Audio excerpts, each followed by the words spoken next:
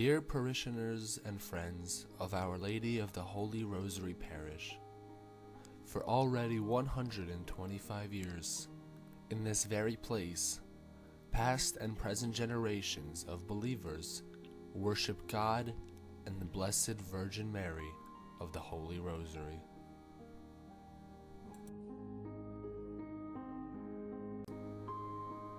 The parish is inextricably linked to the history of Poland, and in searching for its home in the 19th century, it found its harbor here in Baltimore.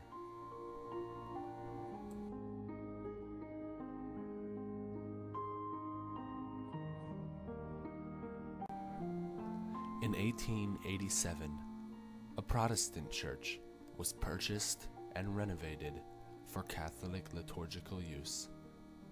Father Peter Chovanec, a priest from Poland, was appointed as its pastor by Cardinal Gibbons.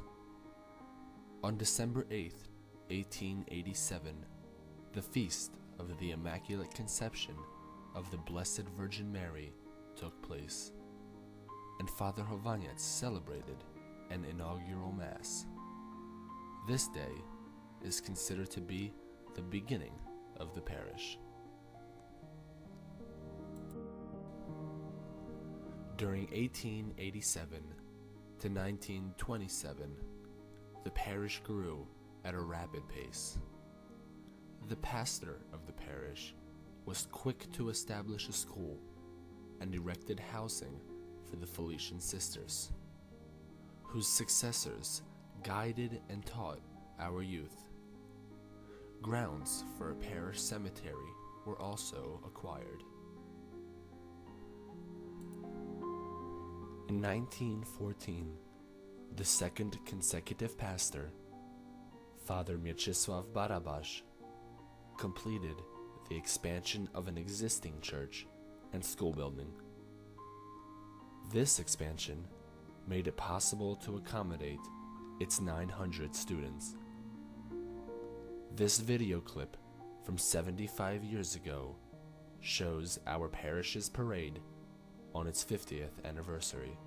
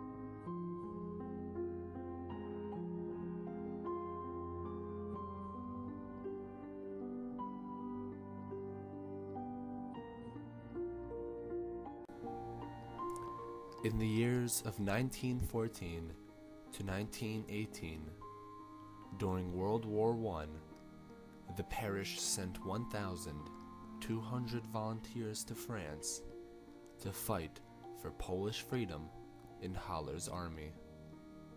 Continuation of this commitment provided financial assistance and the gifts of food and clothing that were sent to the newly formed Polish independence. In 1924, the third pastor, Father Stanisław Wachowiak, led the construction of the church that exists today. The church was built in the Romanesque style. The uniqueness of the structure was the use of metal arches to support the roof, which eliminated the need of columns that would have obstructed the view of the main altar. The altar, as is today, was made of Italian and Spanish marble. The central point of the large church is a statue of the Blessed Mother giving the rosary to Saint Dominic, while Saint Catherine looks on. The architecture and design of the church emphasizes and expresses the deep affection of Polish immigrants to the Blessed Mother and the saints. Reverend Stanisław Wachowiak was also involved in helping the war in Poland and charities for the victims of the war.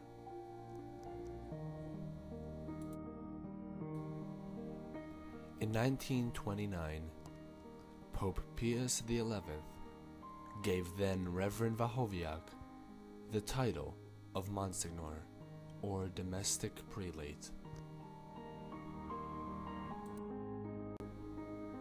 In 1934, Monsignor Stanisław Wachowiak brought from Poland the sister servants of the Immaculate Mary.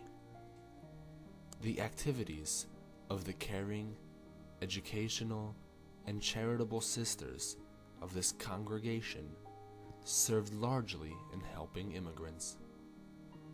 The sisters involved themselves actively in the life of the parish. For many years, they devoted their energy to the protection of children and home care for the elderly. In 1968, Father Czesław Mieczkowski was appointed pastor. He exercised his priestly ministry for over the next 20 years. He promoted the Polish language and Polish traditions in the behavior of the parish. From this came forward the recommendations of the Second Vatican Council for a broader commitment to the faithful in the life of the parish. In the 1970s, Father Czesław Mieczkowski invited members of the Society of Christ to take over the task of serving the needs of the Polish-speaking parishioners. The Society of Christ was founded by Cardinal August Hwand in the 1930s. The exclusive task of ministering to the religious needs of Poles residing outside their homeland. The first priests were Father Józef Smyczek, Father Francis Okroy, and Father Stanisław Żał.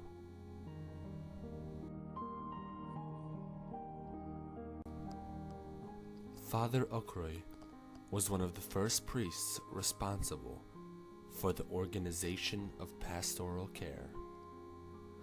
Father Okroy's many years of work as kaplan and being a dedicated man of great knowledge and culture has been etched into the memory of the faithful. We will now listen to an interview done by a Washington reporter with Father Ronald Pytel and how his miraculous healing led to the canonization of Saint Faustina. You are the pastor of Holy Rosary Parish in Baltimore. I visited there. It's an absolutely beautiful parish. I looked it up. It dates back to 1887, but you have a long history there, don't you? Yes, I do. I was born and raised in Holy Rosary Parish. My parents were married there. My grandparents worshipped there. They first came from Poland.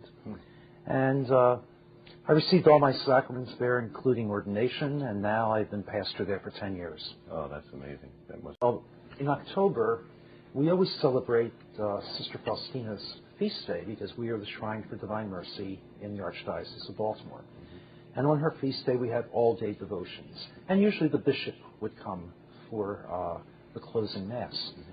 Well, all the bishops that October 5th were in Newark, Delaware, or Newark, New Jersey, because the Holy Father was in the States. Oh, okay. And he was coming to Baltimore that Sunday. So we were offering our day of prayer and reflection that there would be a wonderful receptivity of the Holy Father in the Archdiocese of Baltimore, and that the people of Baltimore would greet him, and it would be a spiritual time for the city. Mm-hmm. Well, that evening, we ended with prayers for healing. And I was one of the last people to be prayed over. Mm-hmm. Well, I venerated Sister Faustina's relic, and I fell to the floor, resting in the Spirit. And I was there for about 15 minutes, lying on the floor, cognizant, speaking to people, but as though I was paralyzed. I couldn't move. And the Blessed Sacrament was in exposition. And I was in the center aisle. I could just see the sacrament. And I began to feel some warmth going through my body. And as quickly as I went down, that's as easily as I stood back up. We had benediction, and I went to my room. It was about midnight at this point. And I realized I had forgotten to take my heart medication that day. So I took the medication, and I was just sitting, relaxing. And about 45 minutes later, I'm getting chest pains. And I'm thinking, oh boy, I did too much today. Well, the next day was a very hectic couple of days, Friday and Saturday, in preparation for the Holy Father's visit. And my schedule was very intense. And I was going about it with no problems at all. But I would always get this angina that would gradually dissipate but never completely go away. Up until this point, I'm thinking my schedule is too hectic. So I went to the beach for a few days after the papal visit. I was relaxed. I was not under pressure. But I got this angina every day. One day I was ready to take my medication, and I looked at it, and I thought, maybe it's the medication. So I skipped it. No angina. The next day I tried to get my cardiologist on the phone. He was out of town. Well, not wanting to play doctor, I thought I better go back on the medication. As soon as I did, the angina returned. So I called my cardiologist on Monday, and he said, no, the medication shouldn't cause you to have angina. But if you think your body's telling you something, alternate between a dose and a half dose and call me in a week. The half dose was better. There was still some pain, but not as intense. He said, okay, stay on the half dose. You have an appointment with me in 9 days. We'll see what's going on. Well, Dr. Fortuin, he's an eminent cardiologist at Hopkins. He's my cardiologist. He examined me. He listened to my heart with the stethoscope, took my blood pressure a couple of times.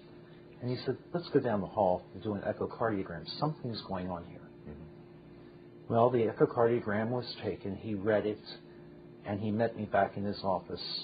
He stared at me with what seemed like to be an eternity, and he's shaking his head, and I'm thinking, oh, it must be worse. And his exact words to me were, Ron, somebody's intervened for you. I can't explain this. I've never seen it before. He said, your heart is normal.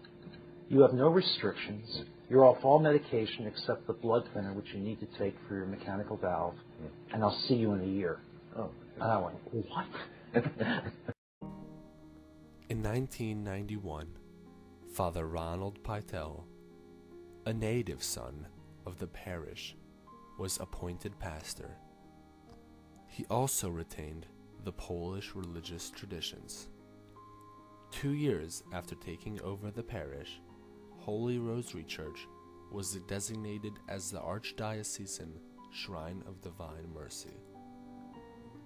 It became more famous when the Vatican recognized the healing of Father Ronald Pytel as a miracle through the intercession of the Blessed Faustina Kowalska, the miracle which led to her canonization. In 1993, the parish community was enriched a new chapel dedicated to the Divine Mercy.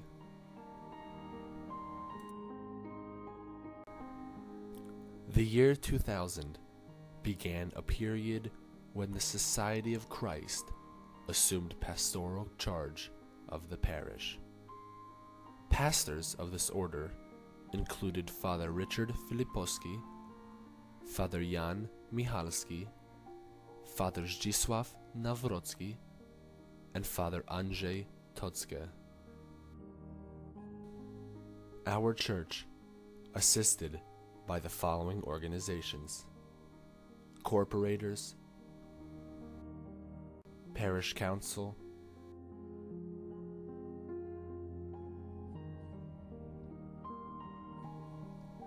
Finance Committee,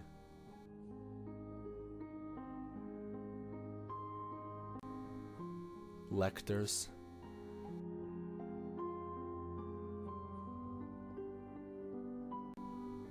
altar boys,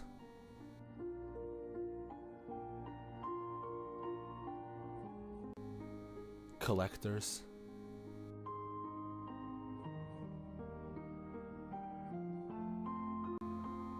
choir of Saint Cecilia,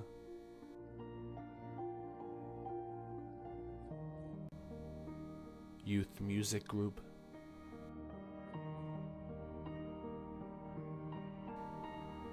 Holy Name of Divine Mercy group, Polish prayer group,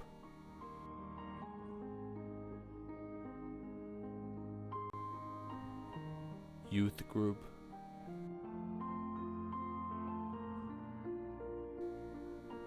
Polish family organization, Ojczyzna dance group,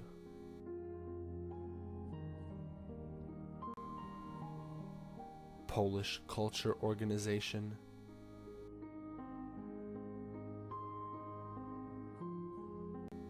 and the Polish school.